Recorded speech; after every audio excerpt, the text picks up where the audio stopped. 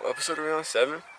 They're moving along, bro. I be forgetting what episode we're on. Well, this is episode 7. I kind of wanted to go over how all this stuff started. You guys have been seeing like what we're doing, but you don't really know how it came to be. We just jumped in a moving ship. You just seeing everything going, and it's like, wow, that's a lot of stuff going on, but you never really got to see what started it all. For me personally, this is where my hay journey started, was at WW Feed. I got a job at a feed store in high school. I was like 15 years old. Picked up just some work over there working for JR and Carla at WW. It was an interesting experience. I learned a lot. JR used to be really, really hard on me, but I think that's what I needed at that time, was for him to be hard on me. And I learned a lot of really valuable lessons over there. When I was a kid, I had a really, really big mouth. I used to if you had something to say to me, I had something more to say to you. Through sheer repetition and him just being JR, he worked that out of me real quick, just because I learned that it wasn't worth it to argue with people all the time, you know? So I'm really thankful that I learned that then. I also learned how to talk to people. I was doing customer service. I really think even to this day, if anybody that's coming up that's a younger person wants to do anything in business or entrepreneurship, is get like a customer service job, a retail job, a door-to-door sales job, anything that you're dealing with customers and people, like rep after rep after rep, and treat it like that. Treat it like reps, because your social skills and your ability to talk to people will come up exponentially. I learned how to buck hay at WW Feed. I learned the different qualities of hay. I learned the different types of hay there. And I also learned working for like a mom and pop's feed store that at the end of the day, our job is just to get it done, whatever it took. If we needed to make a little pallet basket that we used to freaking go patch the barns and use the forklift to make like a makeshift scissor lift and patch some stuff in the barn, we would do it. It was definitely not OSHA certified. If someone needed a propane tank filled, we filled it. It didn't matter if it was rusty or not. It didn't matter if it was out of code or not. We got it done for people. If someone had a goat they needed to sell, we would catch that goat, we would bring it back to the feed store, and we would sell that goat.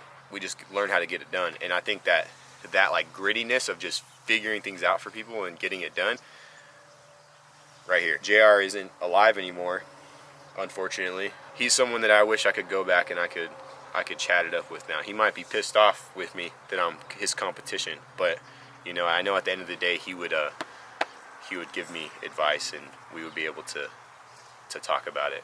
This is where it all started for me, was WW Feed. Learn about hay, learn how to move hay, learn how to tie it down, everything. I actually found this hat in my desk a little while ago, and I totally forgot that it even said WW Feed and Supply on the hat. It was like, I always just remember it and imagine it in my head as WW Feed, but I know that this is a big contributor to why I put McMahon Hay Supply Company on my hat, just subconsciously. Like I knew that I wanted to do this, but I wanted to do it my way. Kind of crazy when you put them side by side. I'm just like, I used to wear this hat every single day. Every single day I wore this hat, and now this was my first one. This is the first hat that I ever made, and the first one that I ran through. It's not even black anymore. It used to be black. It used to be the same color as this hat.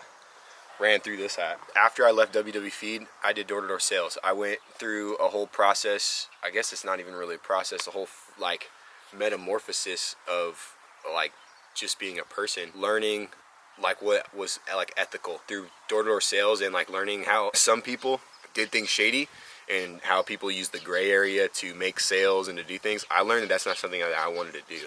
I did not want to feel like I was deceiving people, and I felt like I was being taught to do that through door-to-door sales, and like in my heart and in my soul, like I was being like told that what I was doing was wrong. I didn't know that that was a thing, I guess, until I did that. Once I left door-to-door sales, I knew that I wanted to do the right thing for people, because that's how I was raised. I was raised doing the right thing and being honest with people and just trying to do the best I can for people. And when I went to do door-to-door sales, that was not the case. People just get the sale, get the sale, get the sale, whatever it takes to get the sale.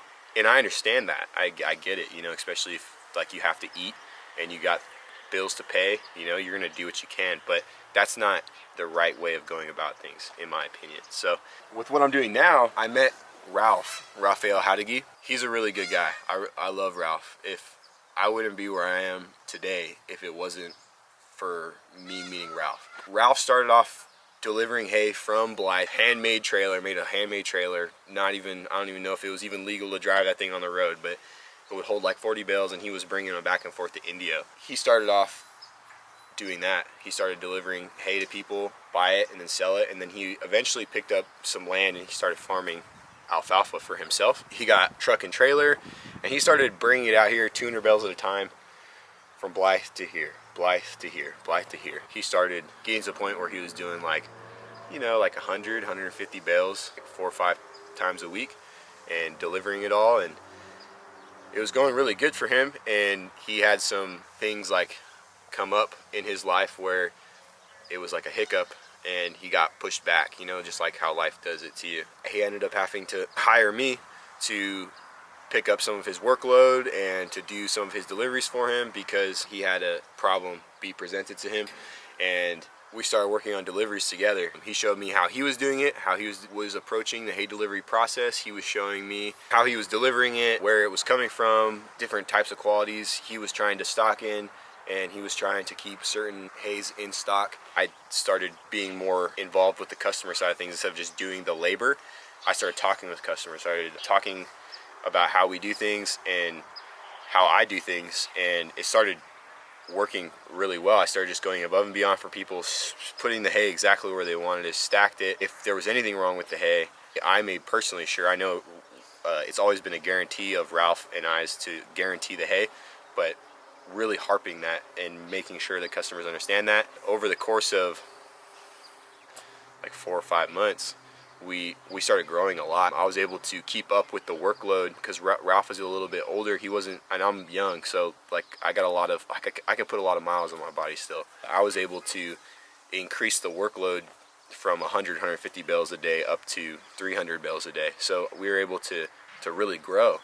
Then another, I'm going to call this one a crisis, happened for Ralph and his family. He's been a real crucial factor in all of this, and he took a step back because he had to handle things that he was dealing with his family and with some health stuff, and I took over the reins. I started moving things and started doing things with my way and the way that I want to do them. And he still works with the farming. He still farms a lot of the hay, and he still does a lot of the finding of the hay out there and working with other farmers and getting it over here. And he handles a lot of the logistics in the Blythe end. But for me, this is now I'm doing everything over here, and we've gotten to the point where it was just Ralph doing things to where it was me and Ralph doing things to now Ralph handles everything over there in Blythe. Now I handle everything over here. We've added another employee on. We've grown, and this last summer we were doing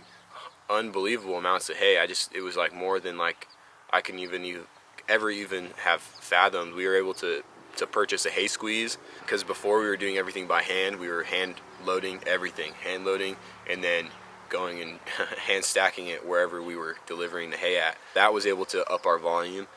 Now, just as of right now, we hired on another guy, and he's going to be starting actually tomorrow. We're just on a path of growth, and that's been our goal ever since the beginning. The very first day that I met Ralph, I knew that we were going to do something big. And that's been our goal the whole time, is through taking care of people, through doing what we do best, finding the best quality hay, the cleanest hay, and delivering it, and making sure that everybody's taken care of and helping our people. We're gonna keep growing. We're gonna keep doing that and make sure we take care of our people. And when we can, we'll take on new people that we can help and just keep pushing forward. My goal is to become a feed store eventually. Is to become a supply company that you can take, one-stop shop. Just go and show up, and we will service you whatever you need. We will be there. If I can't do it, I'll find someone that can do it for you. That's my goal, is to get to that point. We're really close. We just added the 3rd truck to the fleet. We're working on adding a 3rd trailer to the fleet. We're gonna do a lot of training with our guys this winter. It slows down in the wintertime. We're gonna do our training, making sure everybody is up to par on driving trucks, trailers, getting the squeeze maintenance done, and then training on the squeeze so everybody can drive the squeeze. all in all, just trying to train everybody up and make sure everybody's on the same level, everyone's up to par, and that everybody can do everything. I want everybody to be strong. I want everybody to be able to do what everybody else can do. That's our goal right now. Is we're going to be training this winter. We're going to train up and get ready for next summer, the next season of hay. And when the next season of hay comes in, we're going to push hard. We're going to grow even more, you know. We're just going to bring the heat. That's all I got to say, really, you know.